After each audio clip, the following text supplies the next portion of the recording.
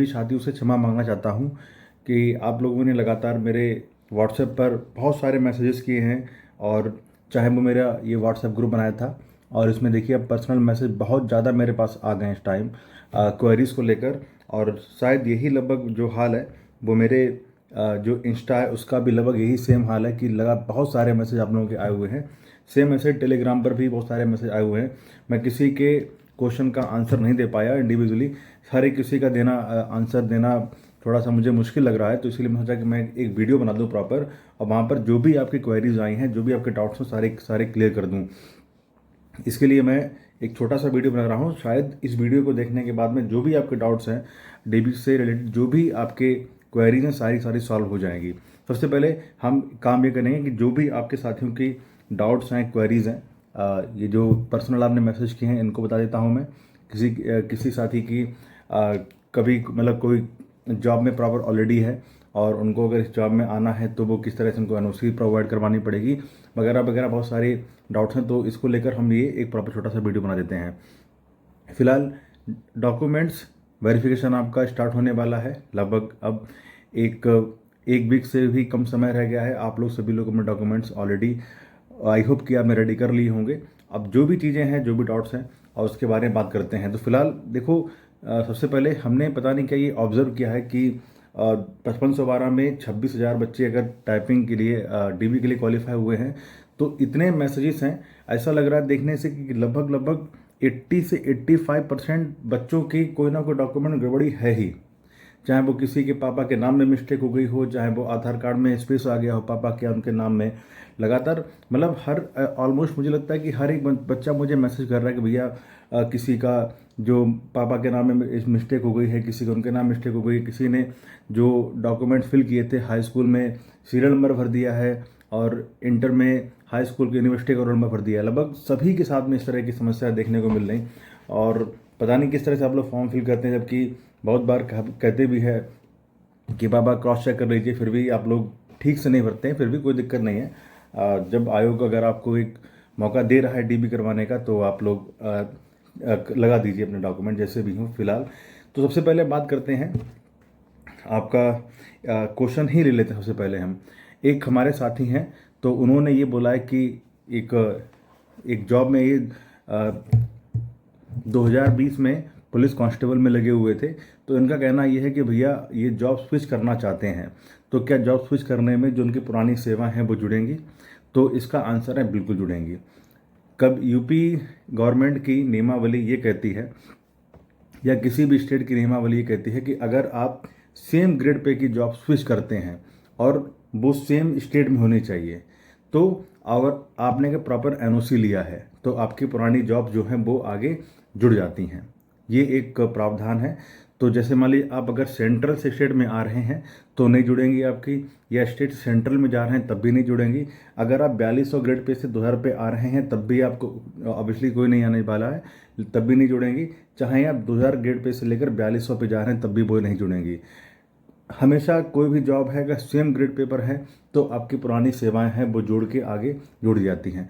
तो ये जो हमारे भाई साहब कांस्टेबल हैं 2020 की वैकेंसी में आए हुए हैं, तो आपके लिए ये है कि अगर आप 5512 में सिलेक्ट होते हैं तो आपकी प्रॉपर जो पुरानी सेवाएं हैं अभी तक 5-6 सालों की वो आपकी जुड़ जाएंगी। सबसे पहला ये आपकी क्वेरी हो चुकी हैं। दूसरी बात, अब हम बात करते हैं छोटे छोटे से जो क्वेरी छोटी छोटी आई हैं उनको लेकर। सबसे पहले अब हम बात करते हैं कि बहुत से सारे साथी बोल रहे थे कि किसी के उनके नाम में दिक्कत हो गई है कि स्पेस आ गया, पहले डॉक्यूमेंट्स में नहीं है लेकिन फॉर्म भरने के टाइम फिल हो गया, और किसी बोला कि मैं पापा के नाम में मिस्टेक हो गई, मम्मी के नाम में मिस्टेक हो गई। इस तरह की बहुत सारी क्वेरीज आ रही हैं। तो सबसे पहले सिंपल सी बात यह है कि देखो, जो आयोग होता है वो आपको कभी बाहर नहीं करेगा अनलेस आपकी डिग्री फर्जी ना हो। कोई भी दिक्कत हो गई, कोई भी आपके कागजों में प्रॉब्लम आ जाती है, आप एफिडेविट लगाएं तब भी कोई प्रॉब्लम नहीं, ना लगाएं तब भी कोई प्रॉब्लम नहीं।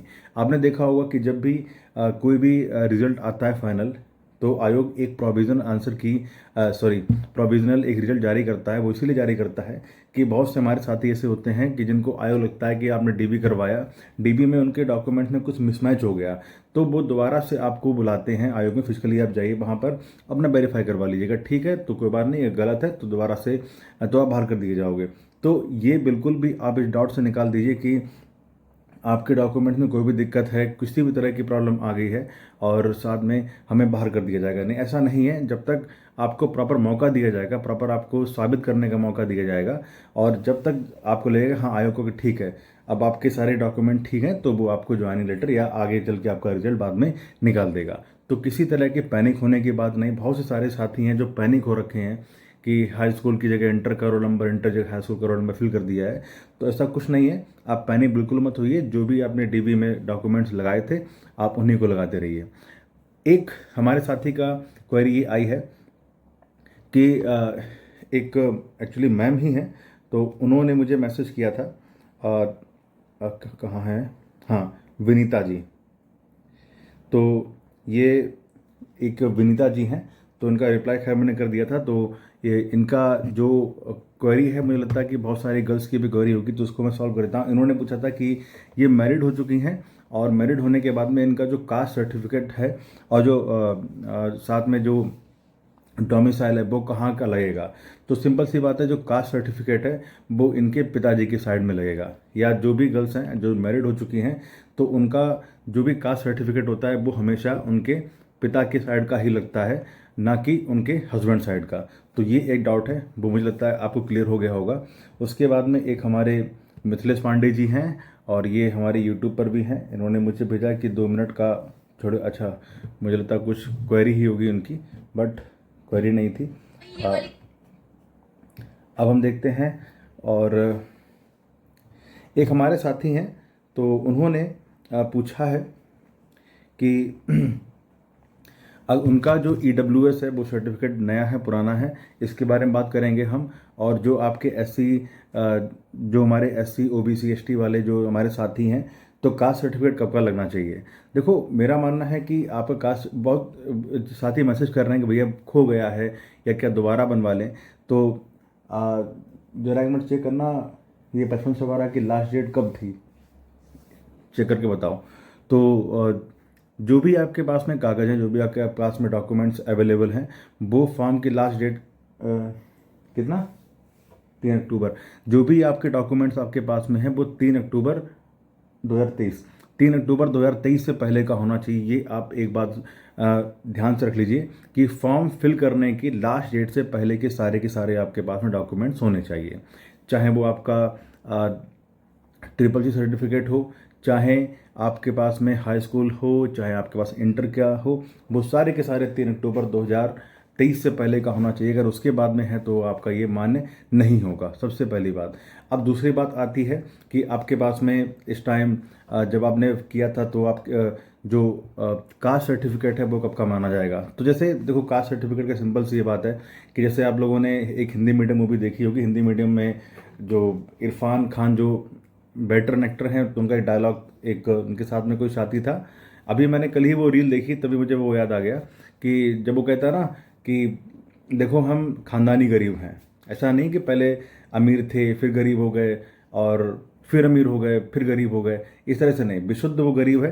तो इसी तरह से अगर आप SC कैटेगरी से हैं तो ऐसा नहीं है कि कभी आप पहले SC थे फिर आप जनरल में आ गए फिर उसके बाद में SC में चले गए। आप अगर SC हैं तो खानदानी SC होंगे, अगर आप OBC हैं तो विशुद्ध OBC कैटेगरी में ही आएंगे। ऐसा नहीं कि कभी आप OBC थे फिर जनरल हो गए फिर उसके बाद OBC में चले गए। तो कास्ट सर्टिफिकेट जो आपका है वो आपका अगर 2-3 साल पहले का भी हो, 4 साल पहले का, तब चल जाएगा। आप कितने भी साल पहले का चल जाएगा, बस ये कंडीशन है कि 2017 के बाद का होना चाहिए और वो कभी का भी होना चाहिए, आपका चल जाएगा। साथ में सेकंड थिंग आपकी आती है, वो सेम OBC के लिए है, OBC का भी सेम है कि 17 के बाद का होना चाहिए, किसी भी टाइम का होना चाहिए, आपका ये एप्लीकेबल हो जाएगा। हाँ, EWS वालों के लिए एक ये है कि आपका जो EWS का जो सर्टिफिकेट है वो उसी वित्तीय वर्ष का होना चाहिए था, जिस वित्तीय वर्ष में आपकी वैकेंसी आई थी, मतलब 2023 की जो वैकेंसी थी। तो ये फाइनेंशियल ईयर 1 अप्रैल 2023 से लेकर 31 मार्च 2024 के बीच का होना चाहिए। और एक यहाँ पर है, ऐसा नहीं है कि 3 अक्टूबर 2023, हाँ 3 अक्टूबर 2023 के बाद का हो, नोटिफिकेशन आने के बाद आपने डिटेल्स बनवाया हो, तो वो आपका एप्लीकेबल नहीं माना जाएगा। जो भी है वो 1 अप्रैल 2023 से 3 अक्टूबर 2023 के बीच का होना चाहिए।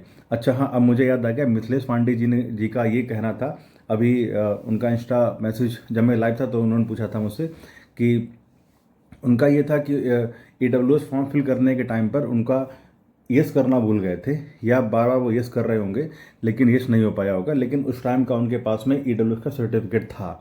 तो इस कंडीशन में आप अपना EWS का फॉर्म अपलोड ही कर सकते हैं और कुछ नहीं। अगर आयोग को मानना होगा तो मान लेंगे, नहीं मानना होगा तो वो उनके ऊपर है। बस आपको अपना एक एफिडेविट बनवाना पड़ेगा। फिर से मैं बता दे रहा हूँ कि एफिडेविट इतना कोई बड़ी बात नहीं है। अगर आप एफिडेविट बनवाते हैं तब भी कोई दिक्कत नहीं, और अगर नहीं बनवाते हैं तब भी, अगर आपको मतलब कुछ सरकमस्टांसेस आपके सामने आ गया, टाइम नहीं मिला कि एफिडेविट बनवाने का, तो भी कोई दिक्कत नहीं आएगी, आप बाहर नहीं होंगे फिलहाल। अगर आपने EWS आयोग ने मान लिया उस टाइम का तो ठीक है, आप EWS में काउंट होंगे, अगर नहीं तो आप जनरल में काउंट होंगे, आप बाहर नहीं किए जाएंगे।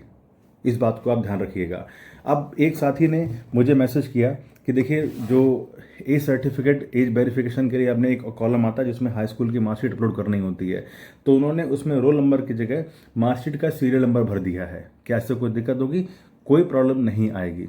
आपकी मार्कशीट बस असली होनी चाहिए, सही होनी चाहिए, और कोई दिक्कत नहीं। अगर आपने सीरियल नंबर भर दिया तब भी कोई प्रॉब्लम नहीं आने वाली है। साथ में हाई स्कूल में भी, इंटर में भी ये हुआ है कि अगर आपने यूनिवर्सिटी का नंबर उसमें फिल कर दिया है तो भी उसमें कोई दिक्कत आने वाली बात नहीं है। आपका वो एप्लीकेबल होगा, आपका मान्य होगा, रिजेक्ट इसमें नहीं होने वाला है। एक साथी का कहना है कि भैया, उन्होंने वो बताया है कि उन्होंने BSc किया था, उस टाइम पे BSc की मार्कशीट नहीं मिल पा रही, ना डिग्री मिल पा रही, अभी तक नहीं मिली है, तो क्या किया जाए? तो देखो, सिंपल सी बात, ये इंटर लेवल की जॉब है। अगर आपने BSc आपने उस टाइम दिखाई थी, या कोई भी ग्रेजुएशन सब्जेक्ट दिखाया था, क्या आपने क्वालिफाई किया है, अगर आपके पास में उस टाइम के डॉक्यूमेंट नहीं है तब भी कोई दिक्कत नहीं, आप बाहर नहीं किए जाएंगे। ये इंटर लेवल की जॉब है, तो इंटर लेवल के ही पास, इंटर लेवल की कैटेगरी तक के साथ जो क्लासेस हैं उसके आपके पास में डॉक्यूमेंट होने चाहिए, लाइक हाई स्कूल, इंटर और SSC, बस ये होना चाहिए। अगला एक भैया क्वेश्चन हमारे पास में आया है कि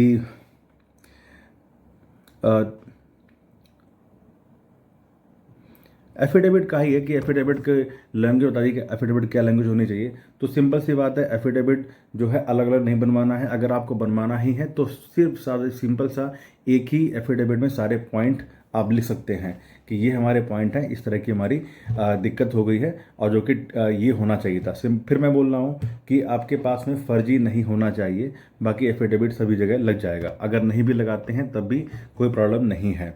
अच्छा, हमारे एक जो भैया उन्होंने कहा है,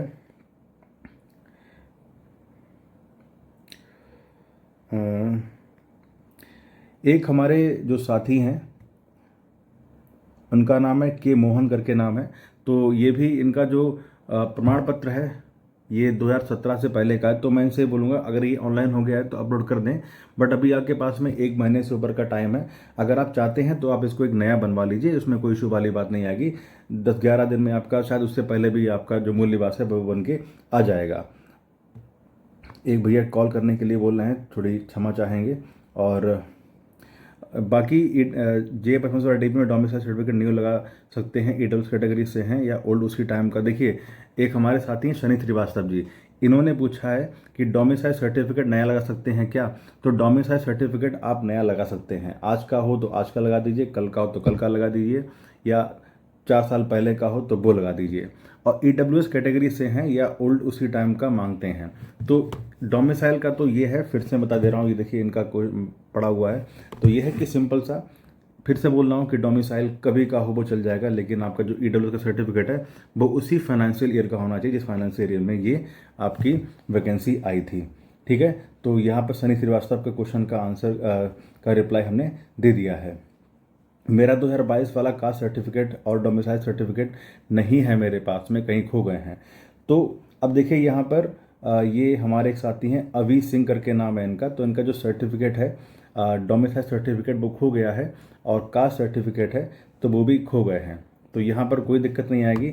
आप अगर आप SC और ST या OBC कैटेगरी के हैं तो आप नया बनवा लीजिए और उसको अपलोड कर दीजिएगा। अगर होगा तो आयोग मान लेगा, नहीं होगा तो आपको जनरल में काउंट करेगा। बाकी डोमिसाइल आपका कभी का भी चल जाएगा। तो ये कुछ डॉक्यूमेंट से संबंधित बच्चों की क्वेरीज हैं, तो उनको सॉल्व करने की कोशिश की है। साथ में अगर आपको कोई भी क्वेश्चन हो तो आप मुझे इसी वीडियो के कमेंट सेक्शन में पूछ सकते हैं। हम आपका प्रॉपर क्वेश्चन का रिप्लाई देने की कोशिश करेंगे। तो ये है DB से संबंधित सारी की सारी बातें, और उम्मीद है आपको ये वीडियो पसंद आया होगा।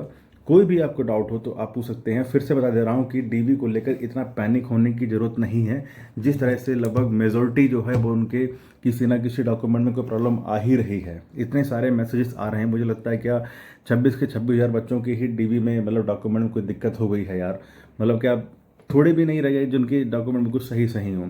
बाकी अगर ऐसा हुआ तो अगर इस तरह देखा जाए तो कोई जॉब ले ही नहीं पाएगा ना 55-12 में, अगर यही रहा तो ये कोई बात नहीं, पैनिक होने की कोई बात नहीं। आयोग आपको बार बार मौका देगा आपके डॉक्यूमेंट शो करने का, कि दिखा दीजिए, प्रूफ दे दीजिए। किसी भी तरह की अगर आपके पापा के जो डॉक्यूमेंट्स हैं उनमें कुछ उनके पापा के नाम में सिंह लग गया, कुमार लग गया, आपके डॉक्यूमेंट में सिंह कुमार नहीं है, तब भी कोई प्रॉब्लम नहीं आने वाली। आपके सारे डॉक्यूमेंट्स में उनके पापा का नाम सही होना चाहिए। उनके अपने डॉक्यूमेंट में कुछ भी हो, उससे भी कोई फ़र्क नहीं पड़ने वाला है। इन बातों का भी आप थोड़ा ध्यान रखिएगा। तो पैनिक होने की बिल्कुल ज़रूरत नहीं है। जो भी आपके डाउट हो फिर से आप कमेंट सेक्शन पूछ सकते हैं। रिप्लाई हम अगर नहीं कर पा रहे हैं तो इसी तरह से वीडियो बनाकर आपके सारे क्वेश्चन के आंसर दे देंगे। और हम फिर से क्षमा चाहते हैं इस चीज़ को लेकर कि ये पॉसिबल नहीं है कि इतने सारे लाखों मैसेजेस मैं दे पाऊँ। थोड़ा इसके लिए मैं क्षमा चाहता हूँ, क्योंकि हम भी थोड़ा बिजी रहते हैं इस टाइम में, प्रॉपर टाइम नहीं दे पा रहे हैं। और ये ना सोचिएगा कि भैया बहुत ही एरोगेंस में आ गए हैं। और इतना प्रेम देने के लिए, इतना प्यार देने के लिए बहुत बहुत आप सबको धन्यवाद। देखिए लगातार ये जो हमारा 5512 का टाइपिंग का ग्रुप बनाया हुआ है, लगातार बच्चे इसमें जुड़े हुए हैं और बातें कर रहे हैं, कुछ फालतू की बातें करते हैं। लगभग 550 लोग इसमें भी जुड़े हुए हैं। तो फिर से मिलते हैं अगली वीडियो में, तब तक के लिए नमस्कार। DB से संबंधित जो भी आपके डाउट हो वो आप ग्रुप के कमेंट सेक्शन में और ये जो वीडियो कमेंट सेक्शन में पूछ सकते हैं। धन्यवाद।